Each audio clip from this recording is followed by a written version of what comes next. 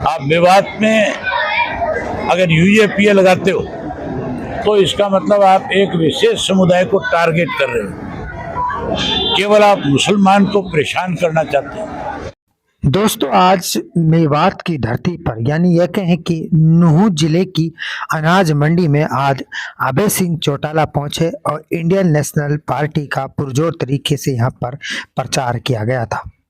साथ ही साथ में उनको गुलदस्ता, फूल माला और पगड़ी फैलाकर सोने का मुकुट उनको बांधकर उनका भरपूर स्वागत यहां देखने को मिला।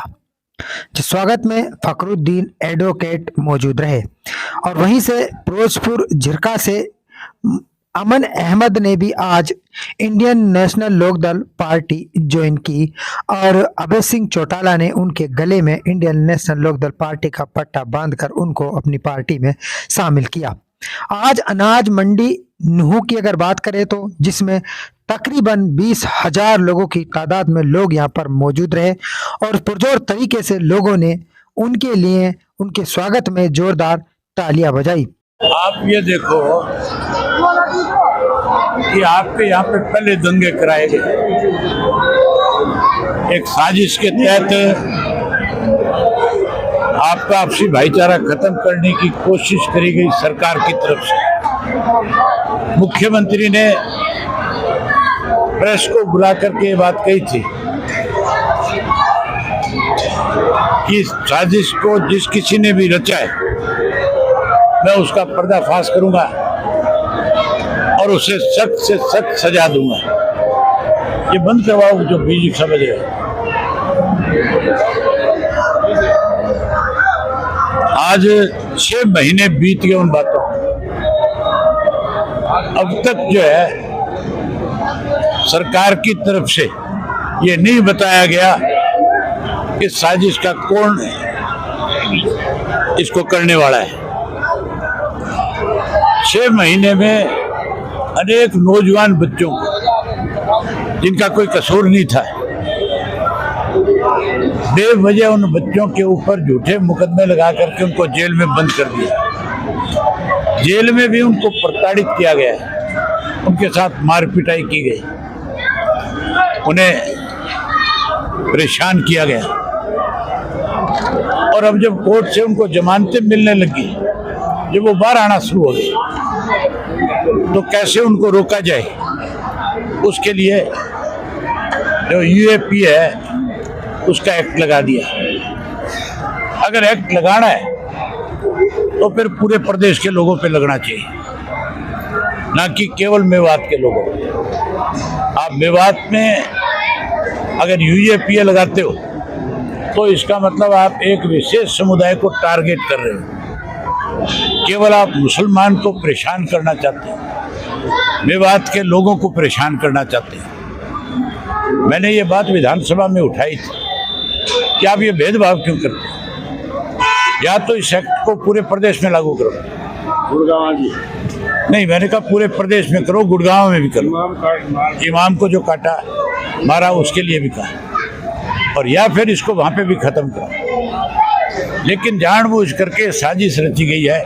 इसलिए मैं अपनी लीगल टीम को कह करके आया कि सरकार तो परेशान करना चाहती है, लेकिन हमारा फर्ज है। चौधरी देवीलाल हमेशा जिस किसी को सरकार की तरफ से परेशान किया जाता था उससे साथ खड़े हो जाते। आज हमने उनकी नीतियों को आगे बढ़ाया। मैं अपनी लीगल टीम की जिम्मेवारी लगा के आया हूँ। हम मंगलवार से या बुधवार तक हाई कोर्ट में इसको चैलेंज करेंगे और हमें पूरा विश्वास है कि हाई कोर्ट से लोगों को राहत मिलेगी। हमने बात पहले भी शुरू नहीं करी थी। हमने खुल के ये कहा था कि गैर कांग्रेस और गैर भाजपा का अगर कोई संगठन बनता है तो हम उसमें शामिल होंगे। जिसमें कांग्रेस आ गई और जो कांग्रेस भाजपा के साथ खड़ी है उसमें कैसे जाएं? इसकी क्या बात चल रही है, इसका जवाब तो वही लोग दे सकते हैं। लेकिन मैं एक बात जानता हूँ, कुछ लोगों को घमंड है, लोकसभा के चुनाव में उनका घमंड चकनाचूर हो जाएगा। 9 मार्च बनाम 10 मार्च 9 मार्च बनाम 10 मार्च बड़गली चौक पर करारा जवाब लग रहे। जेजेपी खत्म होगी दोबारा कि यूएपीए सब पे लगाया। कांग्रेस विपक्ष की पार्टी है। जब तक मैंने इस इशू को रेज नहीं किया, किसी एक कांग्रेसी के जबान से एक शब्द सरकार के इस गलत फैसले के खिलाफ नहीं निकला। जब मैंने ये बात कही और मैंने कहा ये गलत हो रहा है, तो फिर ही कांग्रेस वाले सारे खड़े हुए, ये गलत है। पहले कहाँ गए थे आप? एक चीज और देखो, मैं जो कहता हूँ कि कांग्रेस के लोग भाजपा से मिले हुए, बुढ़ा भाजपा की कठपुतली है, ये साबित कर दिया अविश्वास प्रस्ताव लाकर। अविश्वास प्रस्ताव की जरूरत ही नहीं थी। ये सरकार तो विश्वास का मत कभी का खो चुकी है। हाउस में मेजोरिटी है, मेजोरिटी वाली सरकार अगर गिरने की स्थिति में हो तो अविश्वास प्रस्ताव लाया जाता है। हम इन सब का स्वागत करते हैं। हमेशा मेवात के लोगों ने चौधरी देवीलाल जी की नीतियों को आगे बढ़ाया।